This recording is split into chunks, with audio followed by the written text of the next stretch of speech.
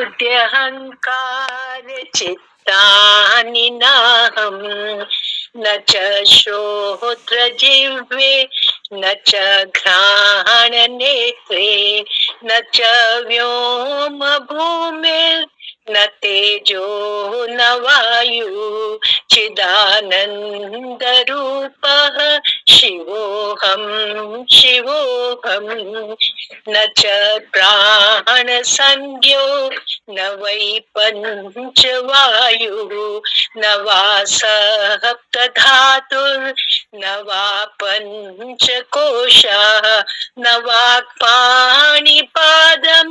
न चोपस्थपायुः चिदानंद रूपः शिवोऽहं शिवोऽहं न मे द्वेष रागौ न मे लोभ मोहौ मदो नैव मे नैव मात्सर्य भावः न धर्मो न चार्थो न कामो न मोक्षः चिदानंद रूपः शिवोऽहं शिवोऽहं न पुण्यं न पापं न सौख्यं न दुःखं न मंत्रो न तीर्थं न वेदाः न यज्ञाः अहं भोजनं नैव भोज्यं न भोक्ता चिदानंद रूपः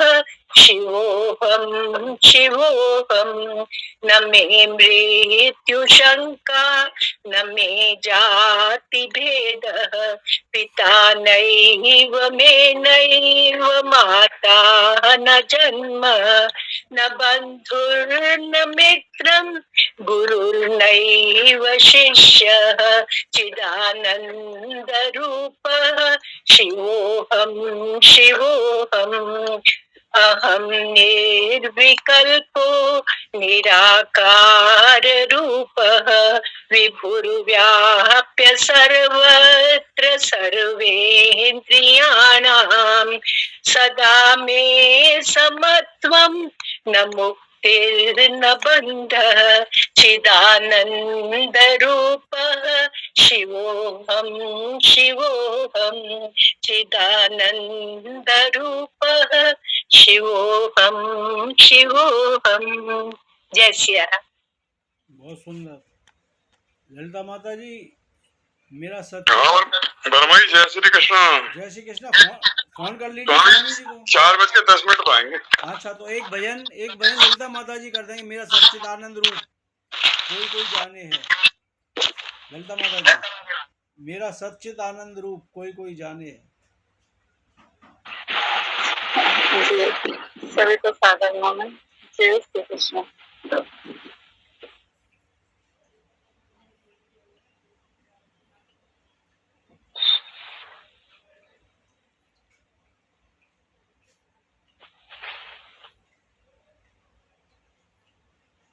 हरे शुभंकर हरे राम हरे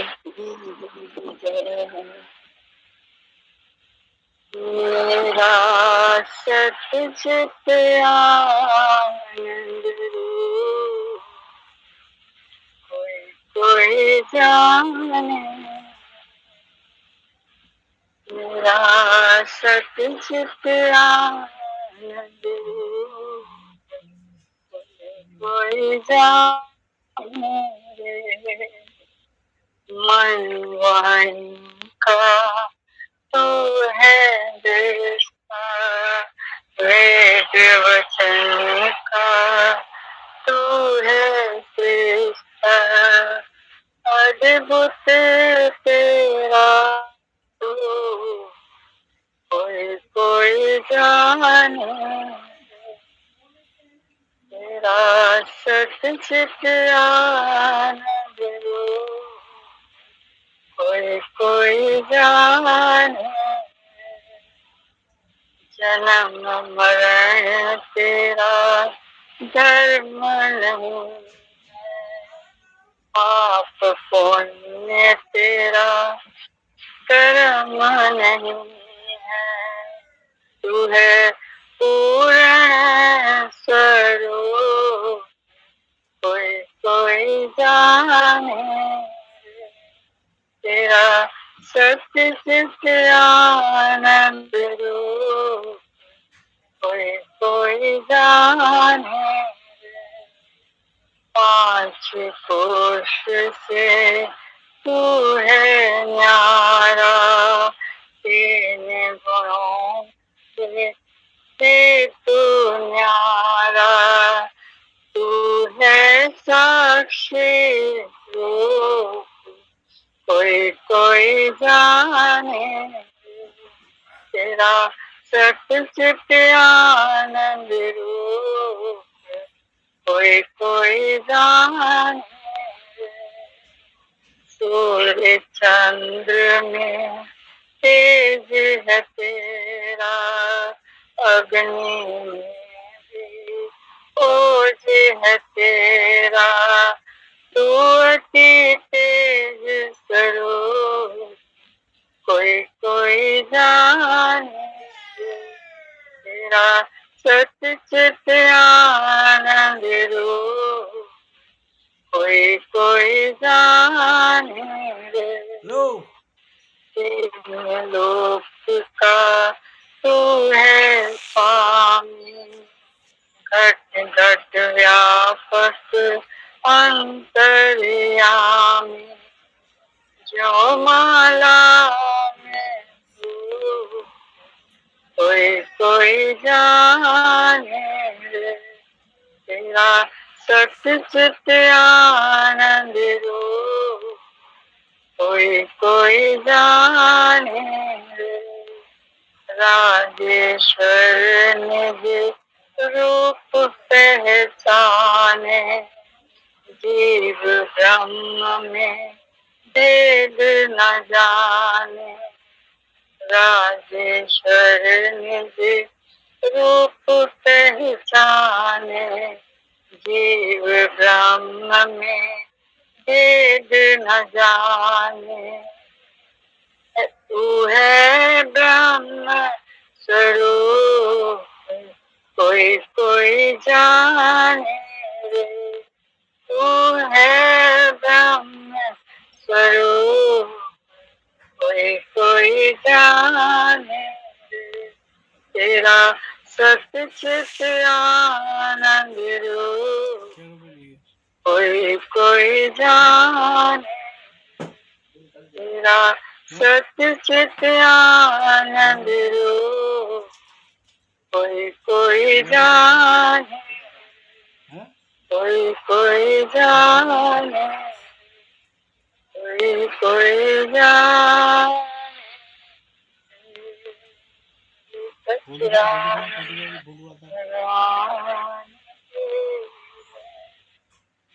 जय श्री राधे जय श्री कृष्ण जय श्री कृष्ण दिवाकर जी जय श्री कृष्णा। माइक खोलिए बहन, सुनाइए आज आप। दिवाकर जी, स्वामी जी आ रहे हैं अब तक।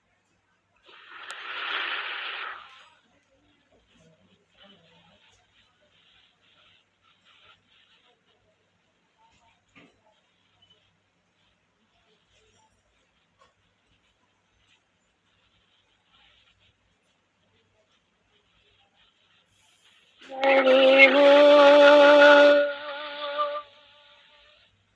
हरि बोल हरि बोल हरि बोल हरि बोल हरि बोल हरि बोल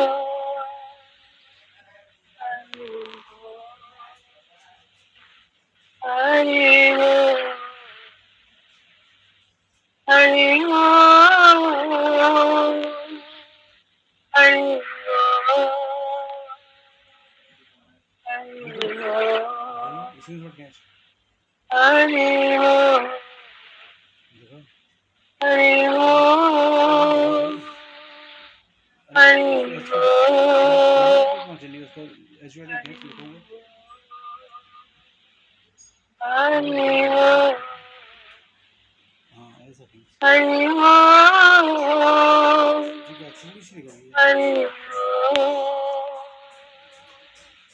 हरि बोल हरि बोल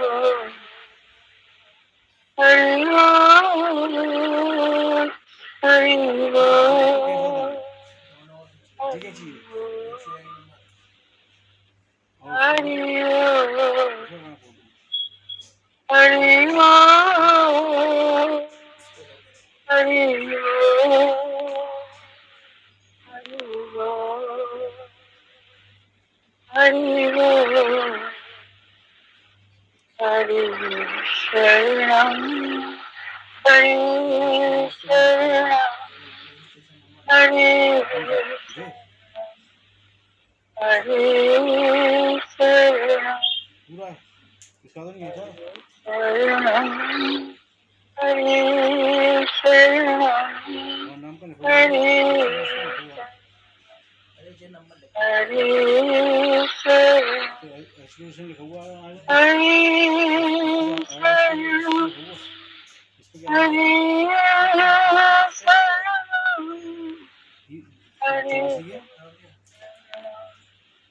हरि हरि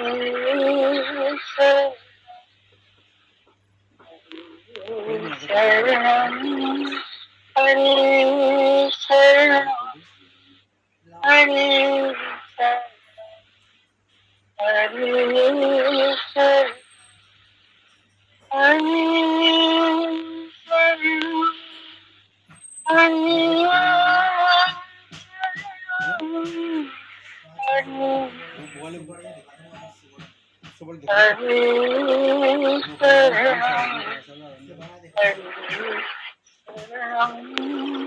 हरि शरणं हरि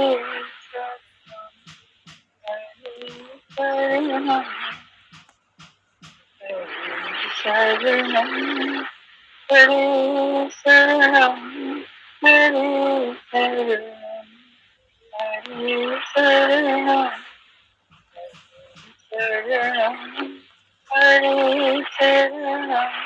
हरि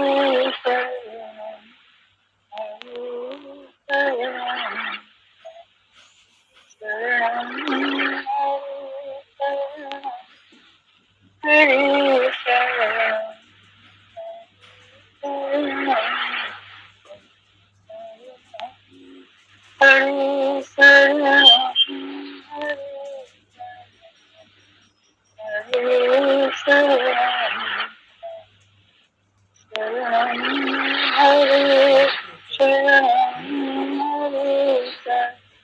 कैसे मालूम रसना प्यार तेरा नाम पैसों को न्यूज पैसों तेरी और कोई ना रहे मन मन मन शाम रहे जो प्यार रहना तेरे चरणों से पहचान कोई और पहचान रहे ये तेरा ही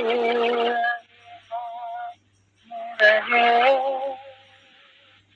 और कोई अभिमान रहे कोई और अभिमान रहे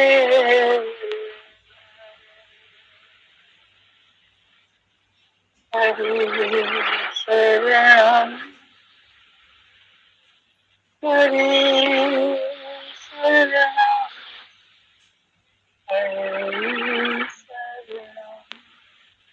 हरि शरणं Hari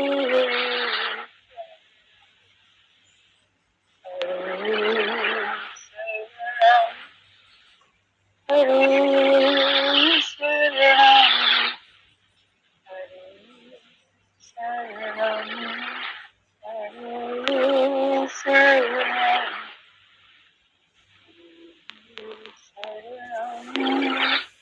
Hare Shyam, Hare Shyam, Hare Shyam, Hare Shyam, Hare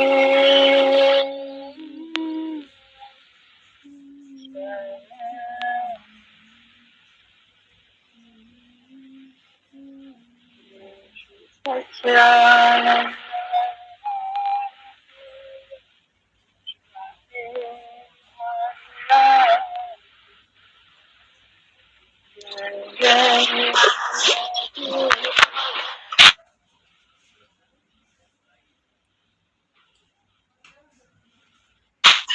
phone किया था शर्मा जी?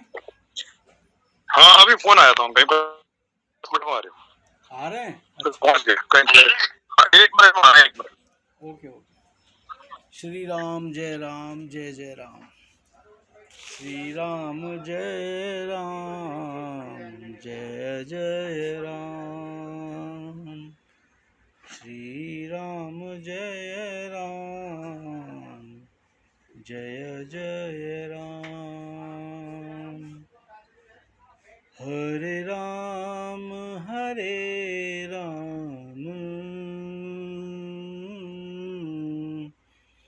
राम राम हरे हरे। हरे कृष्ण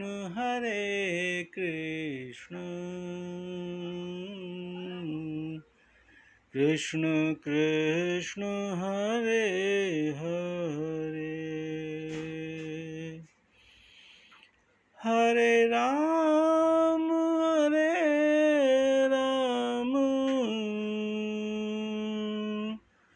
राम राम हरे हरे।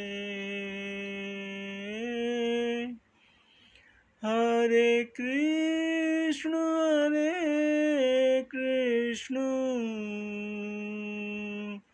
कृष्ण कृष्ण हरे हरे। हरे राम ओम नमो नारायण स्वामी जी। महाराज जी। हरिओम हरिओम। जय श्री कृष्ण महाराज। प्रणाम स्वामी जी। नमो नारायण स्वामी जी, प्रणाम करता हूँ श्री चरणों में। जय श्री कृष्ण महाराज जी।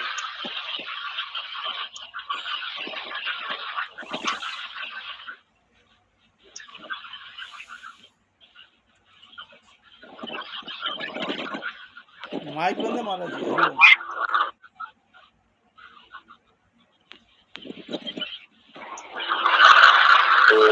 ओम श्रुति स्मृति पुराणानाम् आलयं करुणालयं नमामि भगवत्पादं शंकरं लोकशंकरं शंकरं शंकराचार्यं केशवं बादरायणं सूत्रभाष्यकृतं वन्दे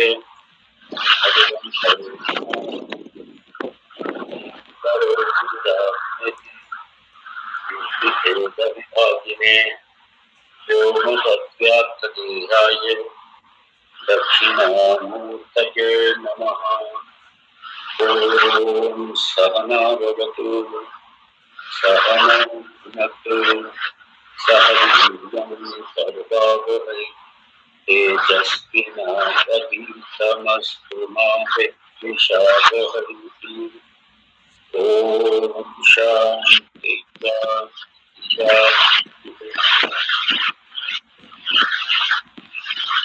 बाबा माइक खुला है आपका, बाबा बंद कर लीजिए माइक।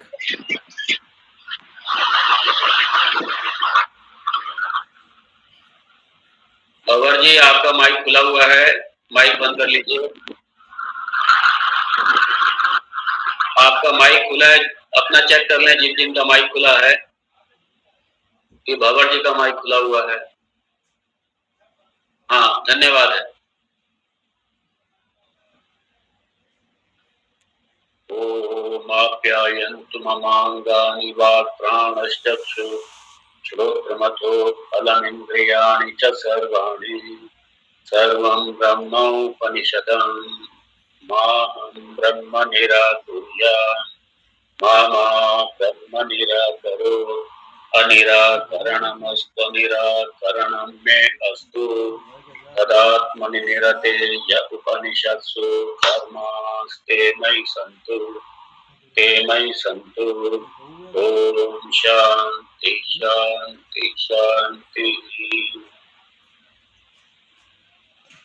आत्मा मंत्र चौथा अध्याय। तस्यै तपोतमः कर्मेति प्रतिष्ठाः वेदाः सर्वांगानि सत्यम् आयतनम्।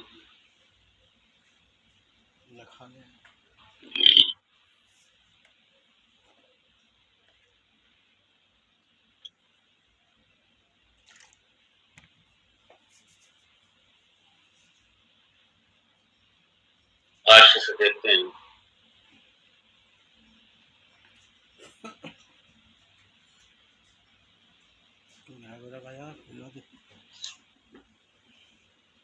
यामिमां ब्राह्मीं उपनिषदं तव अग्रे अब्रूमहि तस्यै तस्याः उक्तायाः उपनिषदः प्राप्ति उपाय भूतानि तपश्चातीनि।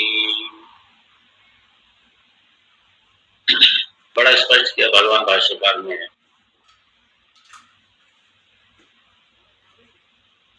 यामिमां ब्राह्मीं उपनिषदं तव अग्रे मतलब आपके सामने, आपके लिए।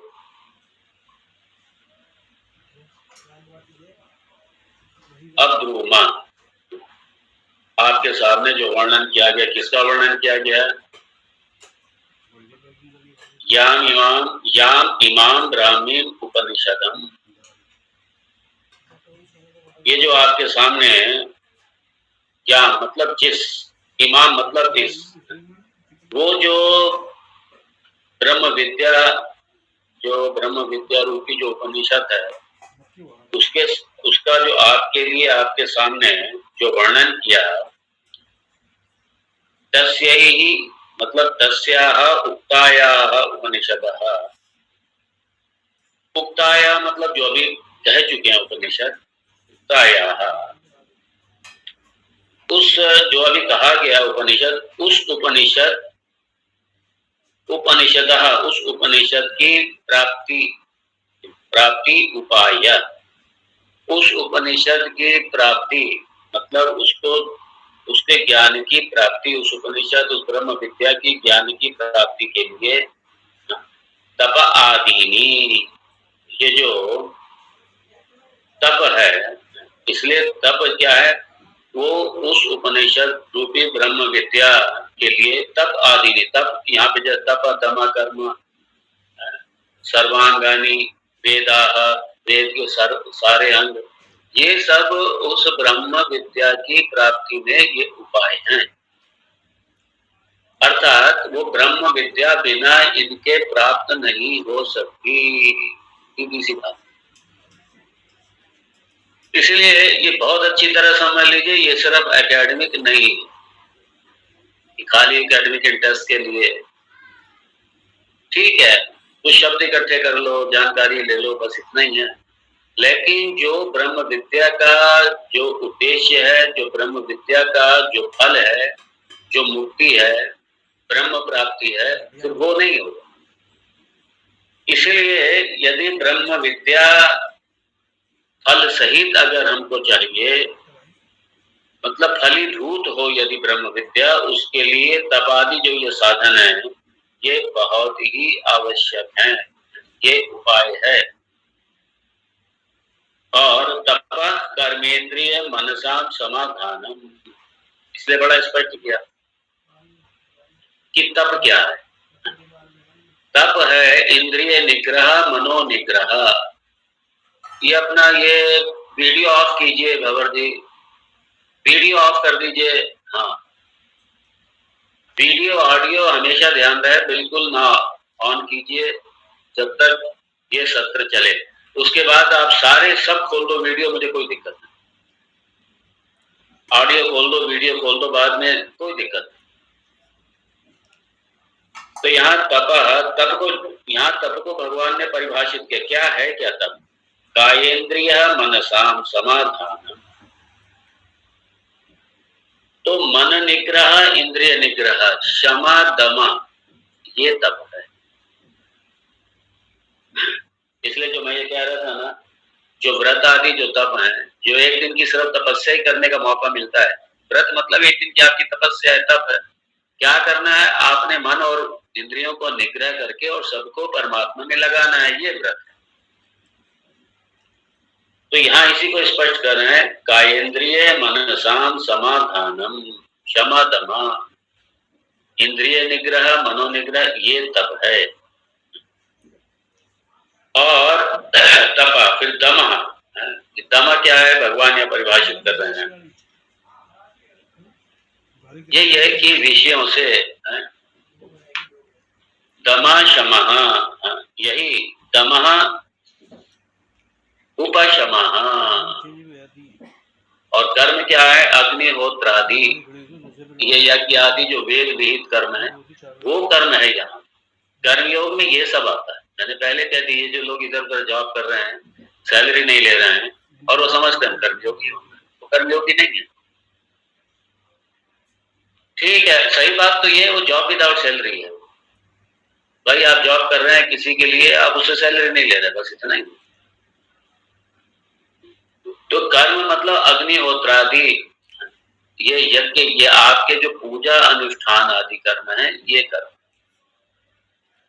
ईश्वर की उपासना है, पूजा है। पूजा एक बृहद रूप में हो सकती है, पूजा एक पंचोपचार रूप से भी हो सकती है। आपने धूप दीप नैवेद्य पुष्प अक्षत, ये पंचोपचार। धूप दीप नैवेद्य अक्षत पुष्प, ये आपके पंचोपचार। फिर षोडशोपचार में वो सारी फिर आएंगी। और एक पूजा में तो राजोपचार, पहले राजा लोग जो पूजा कराते थे, राजोपचार, उसमें मालूम पड़ा कि हाथी भी होगा, रथ भी होगा, उसमें ब्राह्मण भी होंगे, मंत्रोच्चारण करने वाले ब्राह्मण होंगे, मंत्रोच्चारण करने वाले, वेद पाठ करने वाले। राजा की पूजा हो रही है, भगवान राजा, भगवान हमारे महाराजा हैं, तो उनकी जैसी पूजा होगी। तो वो पहले राजा लोग नियमित होती थी पूजा, और डेली उसमें स्वर्ण दान करना है, डेली गौ दान करना है, स्वर्ण दान करना है, राजा लोग डेली करते थे भगवान के लिए। तो राजोपचार पूजा में संगीत है, वाद्य है, नृत्य है, नृत्यम समर्पयामि, संगीत समर्पये, वाद्यम समर्पयामि। चारों वेदों के जो ब्राह्मण है, वो चारों वेदों की, पूरे वेद का पारायण नहीं करेंगे, लेकिन चारों वेदों की ऋचाएं भगवान को सुनाएंगे, वो राजोपचार। उसमें फिर अश्व भी होगा, हाथी भी होगा, गौ भी होगा, पूरा उसमें स्वर्ण सिंहासन होगा। इसलिए आप देखेंगे कि कई बार साउथ के मंदिर में जाएंगे आप, कुछ एक मंदिरों में अभी भी वो स्वर्ण सिंहासन, उस पर फिर वो उत्सव मूर्ति लेके चलते हैं। तो राजो शेष दिनों में वो क्या है कि षोडशोपचार से पूजा हो गई, लेकिन कुछ खास दिनों में फिर राजोपचार से पूजा होती है। और पहले तो जो राजा लोग होते थे, वो रथ में नहीं चलते थे पूजा में भगवान की, भगवान रथ में बैठते थे और राजा आगे आगे झाड़ू लेके चलते थे, मार्ग साफ करते थे, भगवान जी आ रहे हैं। तो राजा भी धर्म के अधीन, भगवान के अधीन शासन करते। तो ये सारे जो कर्म हैं, ये और वर्ण आश्रम आधारित जो आपका धर्म है, वो कर्मयोग में आता है। और ईश्वर समर्पित भाव से किया जाए, मतलब सकाम नहीं होगा, ईश्वर अर्पण बुद्धि से किया जाएंगे आपके पंच महायज्ञ आदि कर्म, ये सब कर्मयोग में। पंच महायज्ञ और वर्ण आश्रम आधारित जो कर्म हैं, वो सब ईश्वर अर्पित बुद्धि से, सकाम नहीं, निष्काम, ईश्वर अर्पित बुद्धि से, ईश्वर अर्पण बुद्धिया, बस उसका कोई प्रयोजन नहीं। प्रयोजन यही है कि वो ईश्वर के लिए किया, यही उसका प्रयोजन। इसलिए कहा कर्म मतलब अग्निहोत्रादि। अब क्या ये पढ़िए, एतैहि ही संस्कृत से सत्व शुद्धि द्वारा, ध्यान दीजिए एक एक शब्द पर भाष्य भगवान स्पष्ट कर, और मैं तो ये सब आपको सब यही ये सालों से यही सब चल रहा है। एक ही संस्कृत से, इसलिए ये जो जितने कर्म हैं, ये जो क्षमा दमा षटक संपत्ति रूपी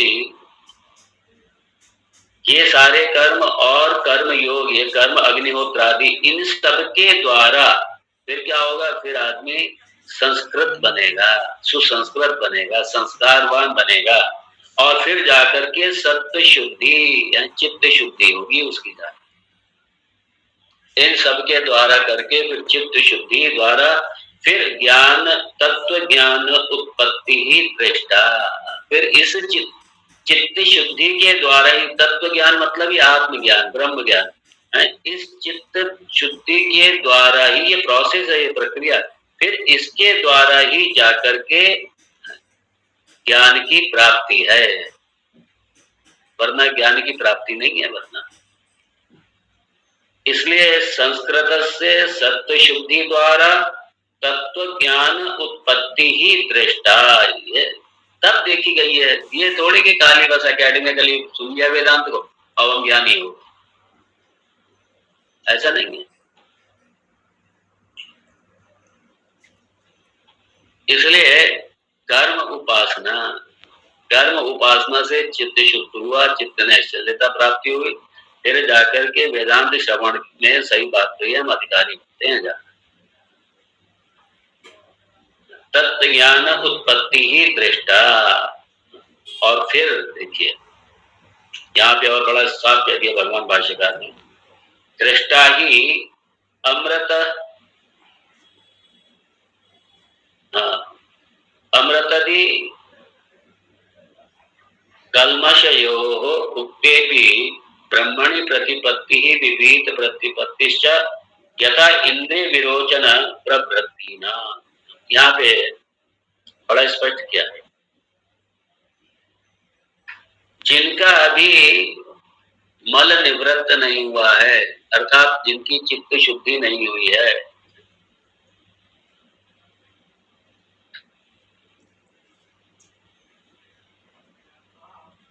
जिनका कल्मष्य उक्ते भी, जिनका अभी चित्त शुद्ध नहीं हुआ है, जिनका मल निवृत्त नहीं हुआ है,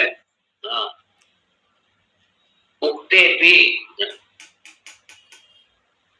उक्त ऐसे लोगों के प्रति ब्रह्म विद्या का उपदेश देने पर भी, ब्रह्म विद्या का उपदेश देने पर भी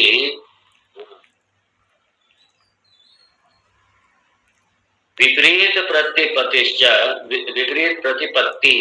च यथा इंद्र विरोचन प्रवृत्तिना, मतलब यदि ये नहीं है, अगर चित्त शुद्ध नहीं है, चित्त का मल नहीं धुला है, अधिकारित्व प्राप्त नहीं हुआ है, तो फिर बड़ा स्पष्ट कर रहे हैं, फिर ब्रह्म के विषय में अज्ञान बना ही रहता है, और नहीं तो कई बार क्या होता है, ऐसा नहीं कि अज्ञान बना रहता, ब्रह्म विद्या, ब्रह्म के उल्टा विपरीत ज्ञान, विपरीत चला जाता है, क्योंकि अपने अपने आग्रह से दुराग्रह से बन जाते हैं ना, फिर अज्ञान को ही अपने ज्ञान मान बैठते हैं, या विपरीत को ही अपना ज्ञान मान बैठते हैं। तो जैसे इंद्र और विरोचन के लिए जो आपका छांदोग्य उपनिषद में वहां पे आता विरोचन, कुछ का विरोचन विपरीत ही समझ बैठा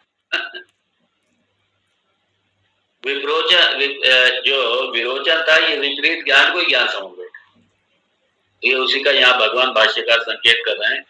इसलिए चित्त शुद्धि कितनी आवश्यक है, इसकी चित्त शुद्धि की महत्ता है यहाँ पे, और चित्त शुद्धि कर्म उपासना ये इसके बिना नहीं हो, कर्म योग के बिना चित्त शुद्धि नहीं है। इसलिए यहाँ पे तप कर्म, तप और कर्म, कर्म मतलब है कर्म योग, बिना तप के बिना कर्म योग के ये वेदांत, हमारे गुरु जी कहते थे भूल जाओ वेदांत से, बिना इन सबके भूल जाओ।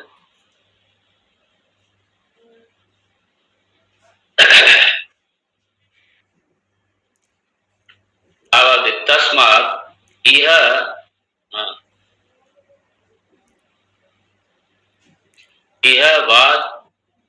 बात अति अतेषु व बहुषु जन्मांतरेषु तप आदिभिः कृत सत्य शुद्धेः ज्ञानम समुत्पद्यते। भाष्यकार कह रहे हैं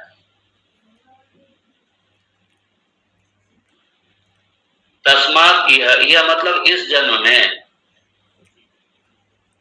वा मतलब अथवा बहुषु जन्मांतरेषु बहुत बीते हुए अनेकों जन्मों में, इसलिए चित्त शुद्धि के लिए भी ये नहीं कि बस चित्त शुद्धि हो गया, नहीं, अनेक, या तो इस जन्म में और इस जन्म के साथ साथ अनेक जन्मों में तपादि भी कृत, बहुत सारे अनेक जन्मों में कृत सत्व शुद्धे है, जिनका चित्त किससे, ये तपादि या कर्मयोग तपादि से द्वारा, तप के द्वारा जिनका चित्त शुद्ध हो गया है। हाँ, अब आप ध्यान देना, उनके लिए ज्ञानम समुत्पद्यते, उनके जाके चित्त में ज्ञान का उत्पन्न होता है। और यानी ये अनेक जन्मों के तप का, अनेक जन्मों के कर्मयोग का, अनेक जन्मों के द्वारा किए गए तप और कर्मयोग के द्वारा जब चित्त शुद्ध होता है, ऐसे साधक के हृदय में ये ज्ञान प्रस्फुटित होता है, उसके लिए ज्ञान आसान बनता है। और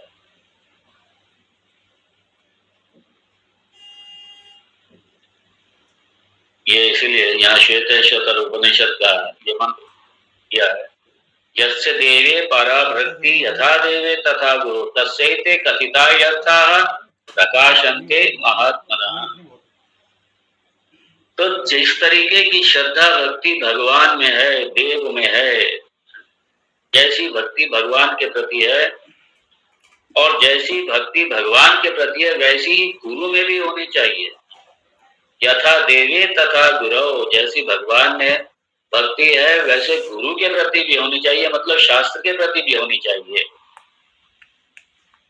और तब जाकर के यर्थाः प्रकाशन्ते, कथिता यर्था, तब जाकर के जो ब्रह्म विद्या का उपदेश है, अर्था मतलब जो ब्रह्म विद्या का उपदेश है, वेदांत का जो उपदेश है, वेदांत का जो ज्ञान है, प्रकाशन्ते महात्मनः, तब ऐसे महात्माओं को जाकर के ये ज्ञान प्रकाशित होता है, तब उनका ज्ञान फलित होता है। ज्ञानम उत्पद्यते पुंसाम क्षयात् पापस्य कर्मणः, महाभारत का यहाँ पे भगवान शंकराचार्य ने कोट किया। और भगवान भाष्यकार की यही है कि वो बार बार क्यों कोट करते हैं, वेद के मंत्रों का, शास्त्रों के मंत्रों का क्यों कोट करते हैं, इसीलिए ताकि ये मत समझो भाई कि ये मेरी अपनी कपोल कल्पना नहीं, ये शास्त्र की मैं बात कर रहा हूं, ये मेरी बात नहीं है, ये उपनिषद ने कहा है और महाभारत में भी कहा है, ज्ञानम उत्पद्यते पुंसाम क्षयात् पापस्य कर्मणः। तो जिनके पाप कर्म क्षीण हो गए हैं, पाप कर्म क्षीण हो गया मतलब जिनका चित्त शुद्ध हो गया है, तब जाकर के ऐसे पुरुषों का ही ज्ञान क्या होता, उत्पन्न होता है। क्षयात् पापस्य कर्मणः ज्ञानम उत्पद्यते पुंसाम, पुंसाम मतलब उन पुरुषों का ज्ञान चित्त में तब जाकर के उत्पन्न होता है, प्रकाशित होता है, जब सारे पाप क्षय हो, अर्थात जीवन पूरा शास्त्र आधारित जीवन हो। भगवत जो शास्त्र है उसमें जो जीवन जो वर्णन किया गया है, जो विधा, जो साधन वर्णन किए गए हैं, उन साधन पर चलने पर ही, उन शास्त्र में दिए गए उपदेशों के आधार पर ही चलने पर तब जाकर के ज्ञान उत्पन्न होता है। और यही भगवान ने कहा भगवत गीता 16वें अध्याय का जो अंतिम श्लोक है शायद, ये शास्त्र तस्मा शास्त्रम प्रमाणन्ते कार्य कार्य व्यवस्थित हो, शास्त्र प्रमाण करना क्या है, हमें क्या करना है क्या नहीं करना है, ये शास्त्र से पूछो, शास्त्र में देखो, आप कहोगे हमें पता नहीं, तो जिनको पता है उनसे पूछो।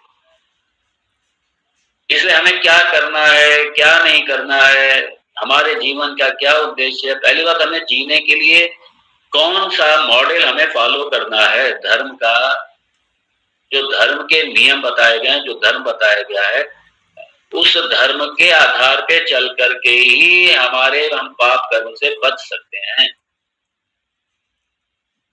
और तब जाकर के ज्ञान उत्पन्न हो। तस्मात् शास्त्रम प्रमाणम ते कार्य कार्य व्यवस्थित। इसलिए धर्म, यदि समाज से शास्त्र उठ जाएगा तो धर्म उठ जाएगा। धर्म का मूल शास्त्र है, धर्म का मूल वेद, और वेद की व्याख्या ही सारे शास्त्र, श्रुति स्मृति पुराण इतिहास। श्रुति मूल है, और उसके बाद में पुराण इतिहास स्मृति, ये सारे ग्रंथ ये वेद की व्याख्या है। इसलिए जिसका जो स्तर है उसके स्तर पर स्वाध्याय के लिए शास्त्र उपलब्ध हैं। इसलिए हिंदू जब तक ये शास्त्र से जुड़े रहे, शास्त्र के साथ में रहे, कभी कोई समस्या नहीं हुई। ये समाज में जितनी अराजकता फैलती है, समाज में जितना अन्याय फैलता है, समाज में जितना दुराचार फैलता है, समाज का आचरण जितना भ्रष्ट होता है, वो सारे का सारा ये इसका पैमाना शास्त्र। इसका मतलब हम शास्त्र को फॉलो ही नहीं करते। यदि हम शास्त्र को फॉलो करते हैं तो हम इन सबसे बच जाते हैं। शास्त्र प्रमाण, और शास्त्रों का यहाँ स्वाध्याय नहीं हो रहा घरों में, कहीं नहीं हो रहा, बड़ा आश्चर्य की बात।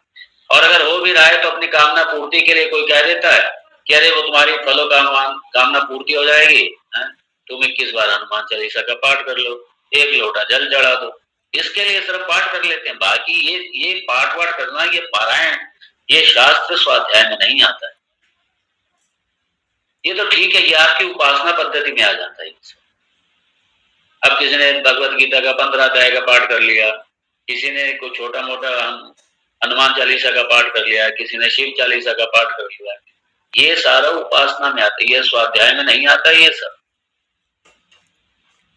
किसी ने अपना मानस का, ठीक है, 1 दिन का पारायण कर लिया, ये सब करिए, अच्छा है ये, लेकिन स्वाध्याय मतलब बाकायदा पूरा अर्थ के साथ में समझते हुए, अर्थ के साथ में समझते हुए सारा पारायण करना अच्छे से।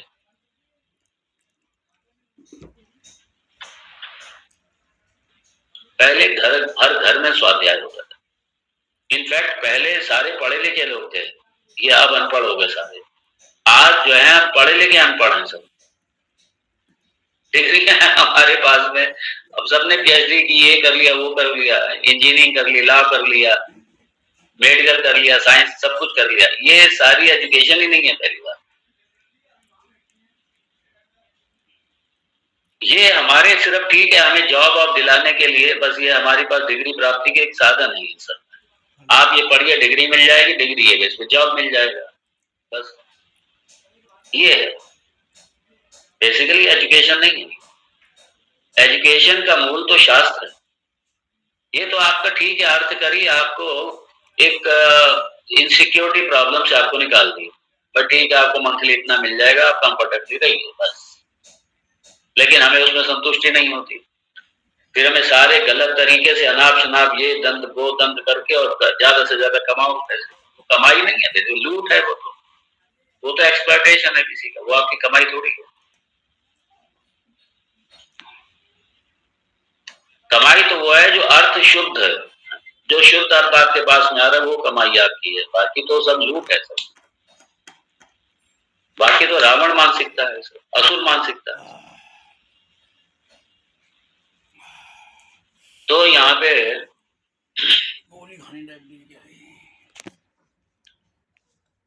इसलिए हम लोग जितने हैं ना वर्तमान में, ये सारे पढ़े लिखे अनपढ़ हैं। और हमारे जिन्हें हम अनपढ़ कहते हैं अपने पूर्वजों को, वो सब पढ़े लिखे थे, क्योंकि रोजाना स्वाध्याय रहता था, हर घर में स्वाध्याय होता था, कोई ना कोई पुराण का स्वाध्याय, कोई ना कोई शास्त्र उनके यहाँ चलता रहता था। और पहले गांव देहात में भी चौपाटी लगती थी शाम को, तो यही सत्संग यही होता था। शास्त्र चिंतन होता था, ये कीर्तन भजन होता था, ये गांव गांव में होता था पहले। वो हमारी सब एजुकेटेड सोसाइटी थी हमारी। हमारा पर्यावरण सुरक्षित था, हमारा समाज सुरक्षित था, कहीं बेरोजगारी नहीं थी, कोई बेरोजगारी नहीं, कोई बेरोजगार था ही नहीं, और कोई टेंशन नहीं, स्ट्रेस नहीं, कहीं कुछ नहीं, कोई प्रॉब्लम नहीं। वो हमारा समाज सुरक्षित था, वो समाज हमारा उन्नतिशील था। अब तो हम खाली बिल्डिंगें बनाकर हम क्या उन्नति कर रहे हैं। इसलिए शास्त्र तेने उसको बोला था HOD के लिए गाड़ी बनाने से पहले बोला था ना, और पहले HOD के लिए बोला था। इति स्मृतेश्च, ये स्मृति ग्रंथ है, महाभारत स्मृति।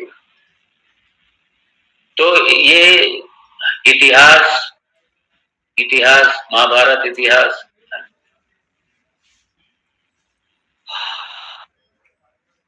तो ये हमारे ग्रंथ हमारे, और ग्रंथ हमारे यही है। इसलिए समय की मांग ये है कि हर घर में स्वाध्याय हो। पहले घरों में यही होता था, घर में शाम को बैठ के इकट्ठे बैठ जाते थे, कोई घर का बड़ा होता था वो पढ़ता था, सब सुनते थे बैठ के। या कॉलोनी के होते थे किसी मंदिर में, पेड़ के नीचे या मंदिर के हॉल में। इसलिए मंदिर हमारे ये शिक्षालय, शिक्षा के केंद्र है मंदिर हमारे आश्रम मंदिर ये शिक्षा के केंद्र है। इसलिए ये जो ओमकारेश्वर में जो एकात्म धाम बन रहा है, ये खाली बिल्डिंग नहीं बन रही है, ये एक लर्निंग सेंटर बन रहा है। अब जैसे मान लीजिए शिवलोक बना, चाहे उज्जैन बना या वाराणसी बना, वहां एजुकेशन का कोई मतलब ही नहीं। पर ठीक है, आप अपने दर्शन करो, बिल्डिंगें देखो और चले जाओ।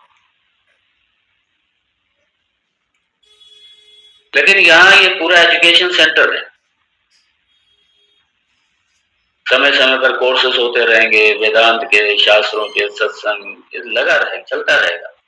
और इवन ये जो अद्वैत लोग जो बन रहा है, यहाँ पर भी एक थिएटर बनेगा जिसमें भगवान शंकराचार्य जी के जीवन पर और अद्वैत पर, उस थिएटर में पूरी एक घंटे की मूवी है, तो तैयार भी हो चुकी है। वो सब आने वाले सारे दर्शनार्थियों को सबको दिखाई जाए, और जो एग्जीबिशन बनेगी और उसके साथ में प्रॉपर एक टीचिंग का भी रहेगा उसमें।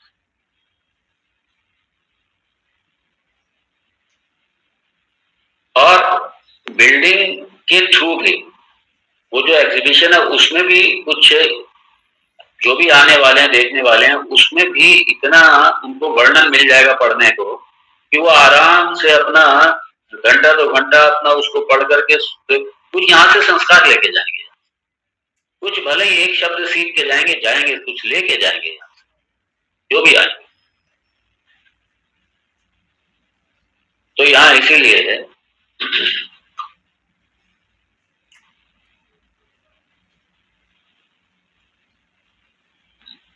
इति, मतलब यहाँ पे भगवान भाष्यकार कह रहे हैं, क्योंकि मैंने कहा ना ये चूंकि मंत्र है, ये कथा नहीं है।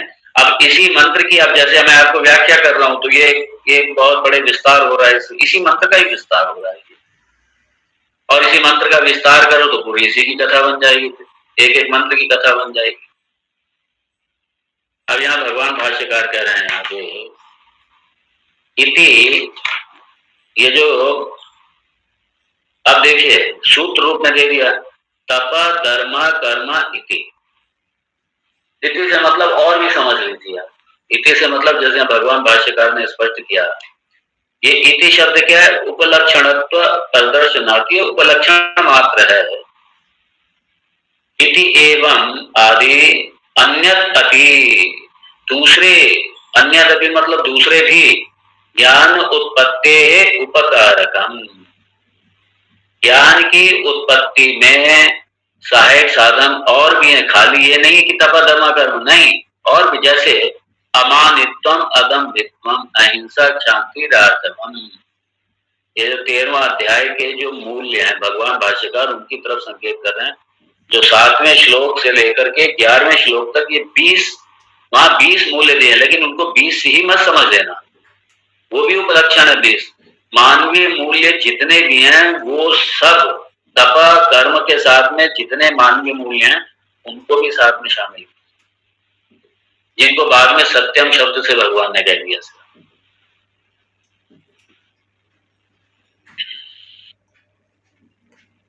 तो ये सारे साधन भी इत्यादि उपदर्शितम भगवती, वो सारे भी इसमें शामिल हो जाते हैं। अब यहाँ पे प्रतिष्ठा, प्रतिष्ठा किसको कहते हैं भगवान इसी को स्पष्ट कर रहे हैं। प्रतिष्ठा पादव, प्रतिष्ठा का मतलब चरण, पाद, तो प्रतिष्ठा कहते हैं पादव, चरण को कहते हैं। और पादव इव, पादव इव आस्या, आस्या मतलब जैसे देखिए हम खड़े होते हैं तो हम किस पे खड़े होते हैं, हमारा आधार क्या है, हमारा आधार हमारे अपने चरण हैं, हमारे अपने पैर, हमारे अपने पैर, हमारे ये इन चरणों पर, ये हमारे आधार हैं, इन पर हम खड़े होते हैं। तो प्रतिष्ठा मतलब पादव, चरण, और चरण क्या है, चरण है हमारे आधार। तेषु ही सत्सु प्रतिष्ठति, तो जैसे इंसान अपने चरणों पर खड़े होकर के ही सारा व्यापार करता है, सारा व्यवहार करता है, कितना सुंदर है। तेषु ही सत्सु प्रतिष्ठति ब्रह्म विद्या प्रवर्तते, इसी प्रकार तेषु ही सत्सु, उन्हीं सारे साधनों पर, कौन से, तप, तम, कर्म, कर्म मतलब ये कर्मयोग ले लीजिए पूरा, और तप से मतलब ये समाधि षट्क संपत्ति ले लीजिए, तप, दम और कर्म, सारा ये कर्मयोग, ये क्या है, ये प्रतिष्ठति ब्रह्म विद्या, तो ब्रह्म विद्या भी उन्हीं पर स्थित रहती है। आप समझ लीजिए कितना महत्व है उनका। इसलिए हमारे, मैं पहले कह चुका, हमारे गुरु जी तो कहते थे भूल जाओ वेदांत वेदांत सब बिना इन सब के, सब कहते थे। तो ब्रह्म विद्या उस पे जाकर के स्थित है। और अगर मत सीधा से ये भगवान भाष्यकार कहना चाह रहे हैं कि यदि ये नहीं है तो फिर ब्रह्म विद्या भी नहीं है, सिंपल आधार ही नहीं है, खड़े किस पे हो। और अगर ये है ब्रह्म विद्या प्रतिष्ठति, तब जाकर के ब्रह्म विद्या प्रतिष्ठित होती है उस पर। और वेदाः चत्वारः सर्वाणि चांगानि शिक्षादीनि, यहाँ पे ये जो वेदांग है, ये षडंग है ना वेद के,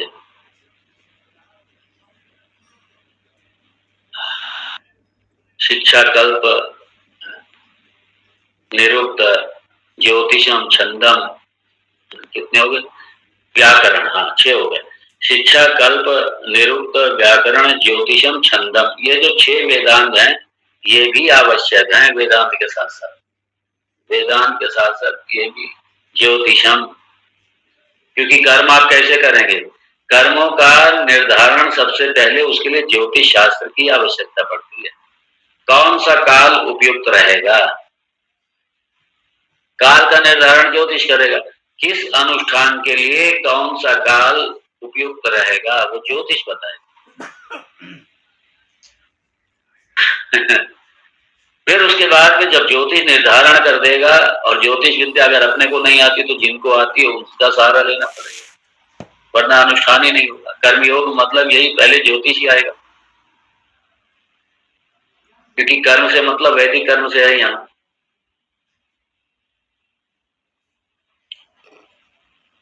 तो ये 6 के 6 वेद, अच्छा वेदांत समझने के लिए मिनिमम थोड़ी बहुत हल्की फुल्की व्याकरण भी होना चाहिए, छंदस थोड़ी बहुत इसकी भी जानकारी होनी चाहिए। छंद मतलब मीटर, थोड़ा बहुत व्याकरण, थोड़ा बहुत छंद है, थोड़ा बहुत निरुक्त है, शब्द की व्युत्पत्ति कैसे हो रही है। कई बार व्याकरण से स्पष्ट नहीं होती, वो व्युत्पत्ति से स्पष्ट होती। तो ये छोटी सी चीजें हैं, ये सारे शिक्षा।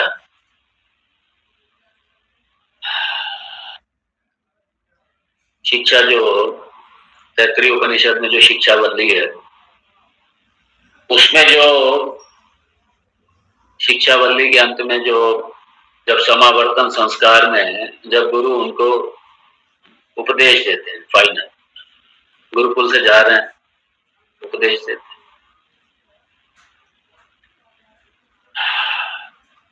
मातृदेवो भव, पितृदेवो भव, आचार्य देवो भव, सत्यम वद, धर्मम चर। ये सब शिक्षा से मतलब ये हो गया कि आपकी पूरी जो अध्ययन है, जो वैदिक अध्ययन है, वो होना चाहिए।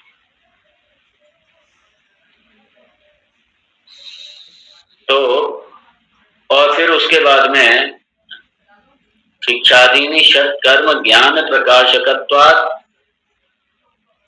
वेदानां तद्रक्षणार्थत्वात् अंगानां प्रतिष्ठात्वम्। इसलिए वेदों की रक्षा, वेदों के लोग क्या समझते हैं, मैंने पहले भी कहा था, एक जगह मैं गया, उन्होंने बड़ा सुंदर एक शोकेस बनाया हुआ और उसमें 4 वेदों को रखा हुआ। हमसे बोले हम वेद का भी संरक्षण करें। तो मैंने समझा कोई वेद पाठशाला खोली होगी, कोई वेद पाठशाला खोली होगी, वेद सीखने वाले बच्चे भी होंगे और वेद पढ़ाने वाले आचार्य भी होंगे, दोनों होंगे, कुछ इस तरीके का होगा। तो उन्होंने हमें ले जाकर के शोकेस दिखाया, बोले हम वेद का रक्षण भी कर रहे हैं, बड़ा सुंदर शोकेस बनाया हुआ और 4 वेदों को बढ़िया तरीके से सजा करके और अंदर शोकेस में रखा हुआ, हम वेदों का रक्षण कर रहे हैं। ये देखो भगवान भाष्यकार क्या करें, वेदों का रक्षण मतलब क्या? वेदों का रक्षण तो वेद के अध्ययन अध्यापन से होगा, ये शौक परंपरा है।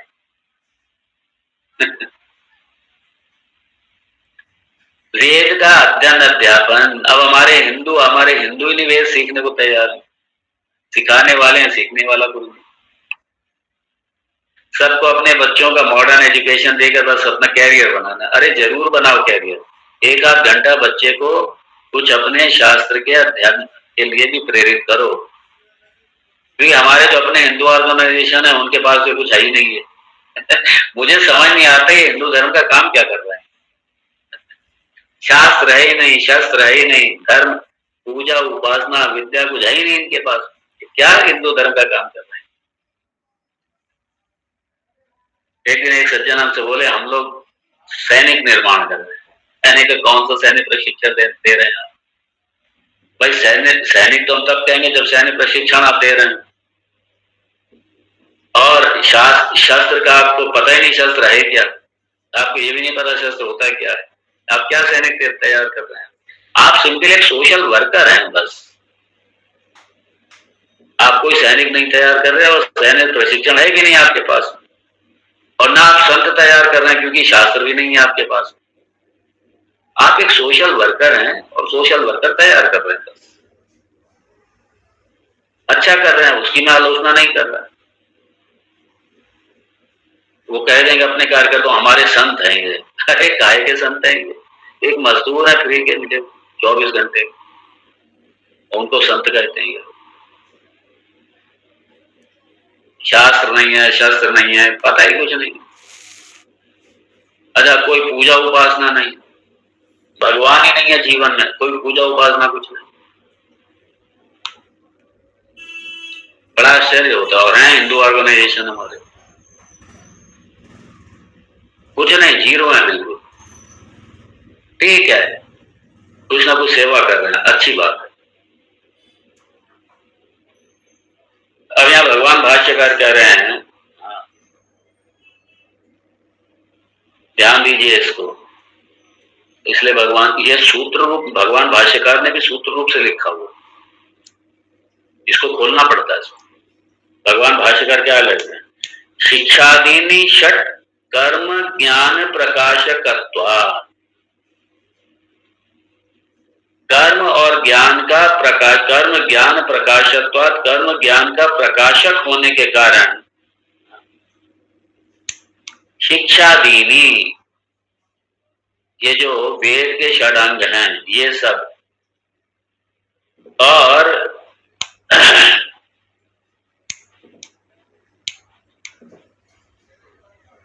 वेदानाम, कर्म ज्ञान प्रकाशकत्वात् वेदानाम, तो जो कर्म और ज्ञान है उसका प्रकाशक कौन है? उसका प्रकाशक वेद है। वेद से पता चलेगा हमें क्या करना है क्या नहीं करना।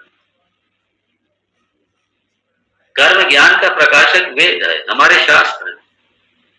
और शास्त्र का ये, अरे अपने जो हिंदू ऑर्गेनाइजेशन है इन्हें हवा ही नहीं है, पता ही नहीं है क्या ये सब। तो कर्म ज्ञान का प्रकाशत्वात् वेदानाम, और उन वेदों की मतलब उन वेदों की रक्षणार्थत्वात्, उनकी रक्षा के लिए, उन वेदों की रक्षा के लिए ये शिक्षा दीनी, ये जो षट अंग हैं शिक्षादि, इन सब का प्रतिष्ठा, तो इन सब का भी स्थायित्व होना चाहिए, तब जाकर वेद की रक्षा होगी। और वेद की रक्षा होगी तो हमारे जीवन की रक्षा होगी। हमारे कर्म ज्ञान के प्रकाशक हमारे वेद है, शास्त्र है हमारे। क्या हमें करना है क्या हमें नहीं करना है ये तो हमारे शास्त्र बताएंगे हमें, और शास्त्र का ज्ञान हमको आई नहीं, शास्त्र कभी देखते ही नहीं। इसलिए सनातन धर्म का मूल शास्त्र है वेद है। वेद मतलब वेद से सारे शास्त्र ले लो, क्योंकि जितने शास्त्र हैं सब शास्त्रों का भी आधार वेद है। चाहे हमारी रामायण है, चाहे हमारी महाभारत है, या हमारे जितने स्मृति ग्रंथ हैं, हमारे याज्ञवल्क्य स्मृति, हमारी पराशर स्मृति, हमारी मनुस्मृति, और भी हमारी जितने स्मृति, हमारी भगवद गीता, हमारी सारी भगवद गीता, और जितने हमारे शास्त्र हैं, सारे पुराण, हमारे इतिहास, हमारे रामायण, हमारी महाभारत, ये सब जो है ये है ज्ञान कर्म के प्रकाशक, अर्थात ये जीवन दर्शन है ये सब। और यही हमने सबको छोड़ दिया बिल्कुल। और अगर हम कर भी रहे हैं, अगर घर में रखी भी है रामायण, लाल कपड़े में लपेट के रख देंगे और बस आरती कर लेंगे, आरती की जाए रामायण जी की, बस खोल के नहीं देखेंगे। और खोल के भी देखेंगे तो सिर्फ एक हाथ पाठ कर लेंगे। पाठ किसके लिए कर लेंगे? सीखने के लिए नहीं, कुछ अपनी मनोकामना पूर्ति करने के लिए। बस ये पाठ करेंगे तो हमें ये मिल जाएगा बस। चलो अब कुछ तो कर ही रहे हैं कम से कम, लेकिन इसके लिए थोड़ी ये जो मान लीजिए गोस्वामी जी ने मानस लिखी क्या खाली पाठ वाठ करने के लिए लिखी है? हनुमान चालीसा लिखी खाली पाठ करने के लिए लिखी है? भगवत गीता लिखी है तो क्या खाली पाठ करने के लिए आई है हमारे पास? हमारे आचरण में उतरना चाहिए, हमारी जीवन विधा है ये सब शास्त्र, इनसे हमें सीखना है, इनसे हमें सीखना है। इसलिए भगवान भाष्यकार बहुत सुंदर, कर्म ज्ञान प्रकाशत्वात् वेदानाम और तत् रक्षणार्थत्वात्, इसलिए कितना इंपॉर्टेंट है ये चारों वेद, वेदा चत्वारा सर्वाणि च अंगानि, इसलिए चारों वेद और वेद के ये जो अंग शास्त्र है, षडंग है, इन सब की रक्षणार्थ क्या करना पड़ेगा? ये अध्ययन अध्यापन है, सीखना पड़ेगा सब। ये थोड़ी कि छपुआ के एक सुंदर एक सोने का बढ़िया शोकेश बनाओ और उसमें रख और को हम वेद का रक्षण कर रहे हैं, ये थोड़ी वेद का रक्षण है। इसलिए वेद पाठशालाएं खुले हैं, वेद पाठशालाएं खुलने हिंदुओं के बच्चे जा ही नहीं रहे।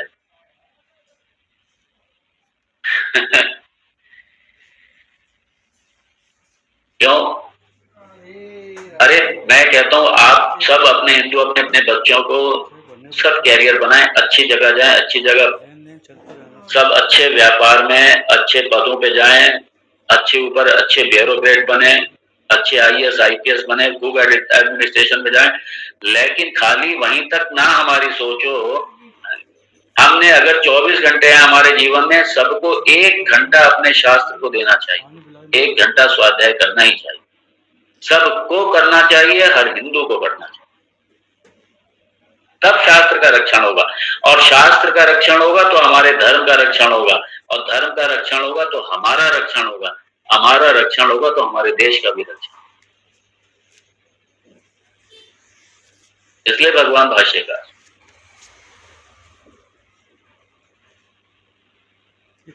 अब यहाँ जो प्रतिष्ठा शब्द आया है उसी प्रतिष्ठा को व्याख्या कर रहे हैं यहाँ पे। अथवा प्रतिष्ठा शब्द से पाद रूप कल्पनार्थत्वात् वेदाः तु इतराणि सर्वांगानि शिर आदीनि। बहुत सुंदर। अथवा ये जो प्रतिष्ठा है ये चरण रूप से इसकी कल्पना की गई है। ये कई बार ये जो हमारे यहाँ जो अकाम में जो द्वंद्व पैदा हो गया, जो आपसी टकराव पैदा हो गया कि ये तो दलित है, पिछड़े हैं, फलाना है, एससी है, एसटी है, ये सब हमारे शास्त्र में नहीं।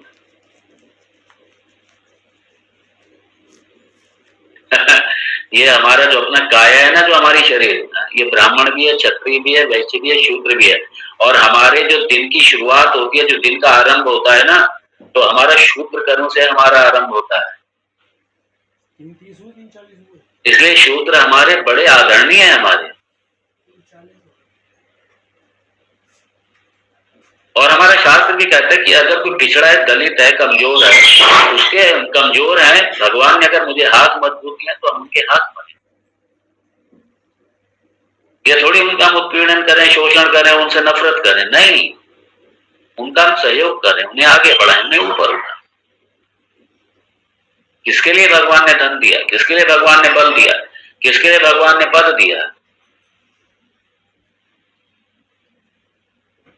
ये जो भी हमें साधन दिए हैं, भगवान राम जी को देखो ना, हमारे ये भी 100-150 साल से ये प्रॉब्लम आई है, वरना ये हमारे यहाँ थी नहीं, समस्या ही नहीं थी। सब एक साथ रहते थे, कभी ये हुआ ही नहीं कि उठा करके शूद्रों ने जाके ब्राह्मणों पे अटैक कर दिया, ब्राह्मणों ने शूद्रों पे अटैक कर दिया। ये भी 100-200 साल से प्रॉब्लम आई है, क्योंकि हमने शास्त्र छोड़ दिए, हम शास्त्र के बारे में जानते कुछ नहीं है, और आपसे बस ये शूद्र है, ये हम ब्राह्मण है, ये शूद्र है। कहां से आप ब्राह्मण है?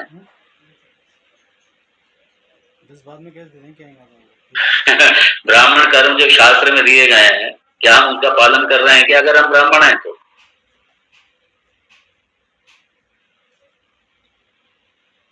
ये एनीवे, अब मैं इस विषय पे नहीं जाऊंगा, लेकिन क्या है कि ये शास्त्र चूंकि हमारी प्रतिष्ठा है, इसलिए यहाँ पे कहा अथवा प्रतिष्ठा शब्द से पाद रूप कल्प। ये पाद आया शब्द तभी से आया। शूद्र की उत्पत्ति किससे हुई? भगवान के चरणों से, और भगवान के चरण सबसे ज्यादा पूज्य हैं।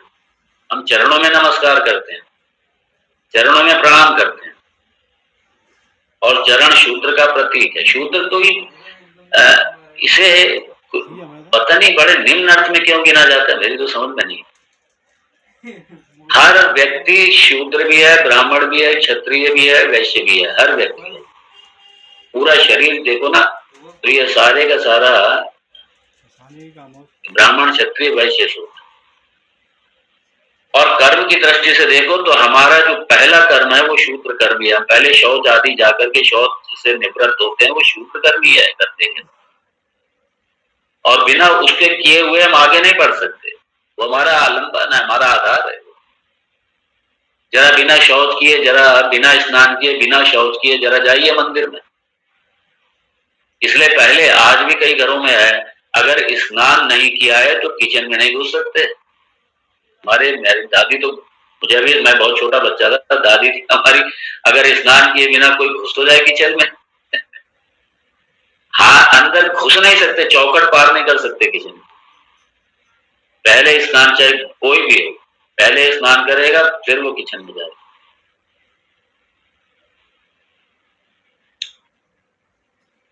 तो क्या वो छुआछूत है? नहीं, वो मर्यादा है, वो मर्यादा है। इसलिए पाद, पाद मतलब प्रतिष्ठा, पाद ये प्रतिष्ठा है। हमारा जो शरीर है, हमारा अवलंबन हमारा उसी पर है, सीधा अवलंबन है, हमने उसका अवलंबन किया है, आलंबन है वो हमारा। तो इसलिए यहाँ पे कहा अथवा प्रतिष्ठा शब्द से पाद रूप कल्पना। पाद रूप कल्पनार्थत्वात्। तो प्रतिष्ठा शब्द से जो पाद मतलब चरण, चरण रूप से कल्पनार्थत्वात् कल्पना की गई है। और इसलिए वेदाः तु इतराणि सर्वांगानि शिर आदीनि।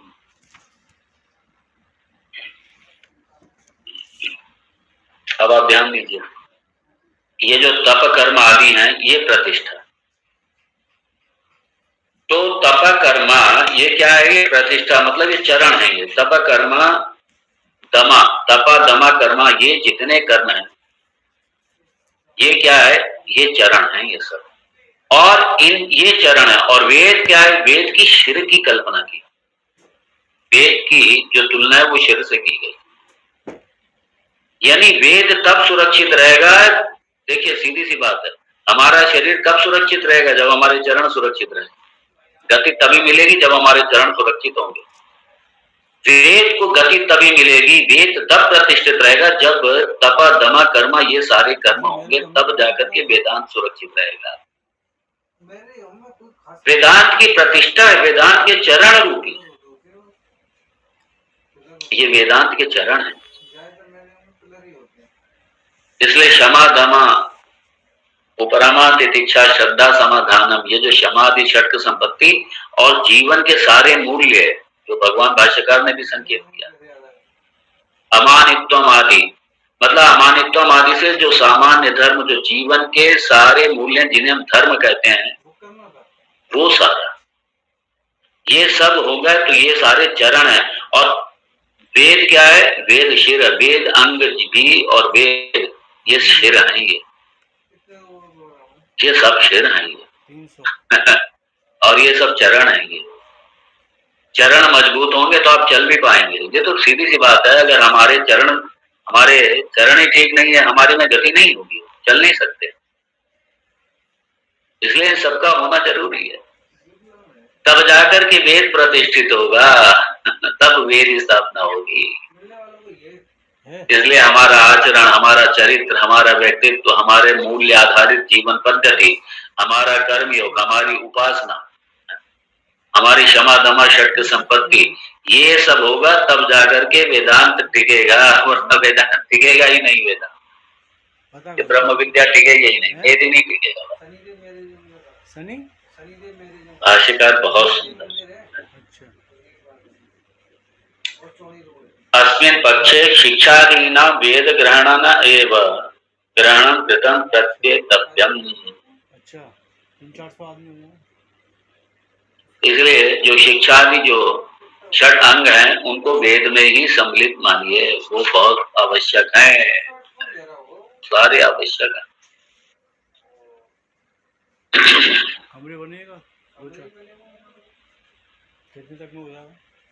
और चूंकि वेद अंग है, बाकी सारे अंग ही हैं, तो जब अंग आएगा तो अंग के साथ में अंगी भी आएंगे, इसलिए वो वेद में ही सारे सम्मिलित।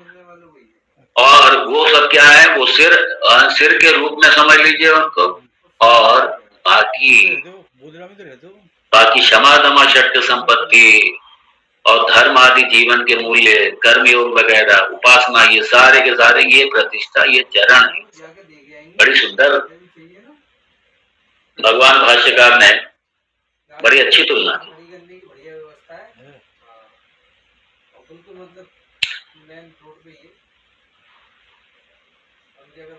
इसलिए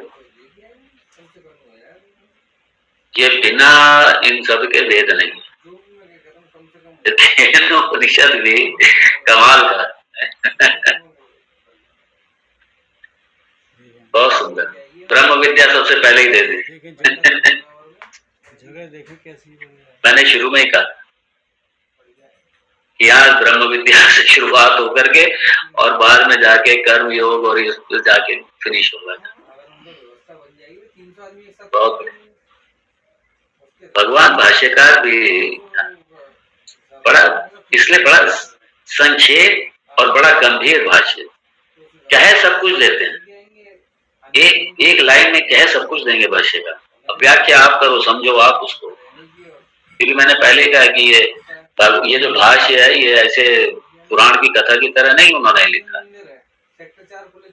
इसलिए गुरुदेव हमारे कहते थे भाष्य भी श्रुति ही है। बड़ा आदर करते थे भाष्य का, बहुत ही ज्यादा आदर, और वही आदर मैं भी करता, और शायद इसलिए भगवान भाष्यकार ने अपने चरणों में भी रख लिया। और आप लोग भी बड़े भाग्यशाली हैं, उनके चरणों से ये भाष्य का हमको पारायण कर। बहुत सुंदर। क्या करें, मन तो कहता लगे रहो तो कोई मत लेकिन घड़ी जो है, घड़ी कहती है थोड़ा मेरी तरफ भी देख लो। आप लोगों को भी जाना होगा अपने अपने उसमें, तो मैं यहाँ विराम दूंगा। आगे अभी सत्य की पर कल बोलेंगे सत्य का। अभी इसका सत्य को लेकर के, अभी सत्य को व्याख्या भगवान भाष्यकार आगे कर रहे हैं, उसको कल बोलेंगे, उसका महत्व क्या है देखें। ओम तत्सत्। ओम पूर्णमदः पूर्णमिदं पूर्णात् पूर्णमुदच्यते पूर्णस्य पूर्णमादाय पूर्णमेवावशिष्यते। ओम शांति शांति शांति। शंकरं शंकराचार्यं केशवं बादरायणं सूत्रभाष्यकृतौ वन्दे भगवन्तौ पुनः पुनः। ईश्वरो गुरुरात्मेति मूर्तिभेदविभागिने व्योमवद्व्याप्तदेहाय दक्षिणामूर्तये नमः। ओम शांति शांति शांति। हरि ओम श्री गुरुभ्यो नमः। हरि ओम। जय श्री कृष्ण महाराज जी।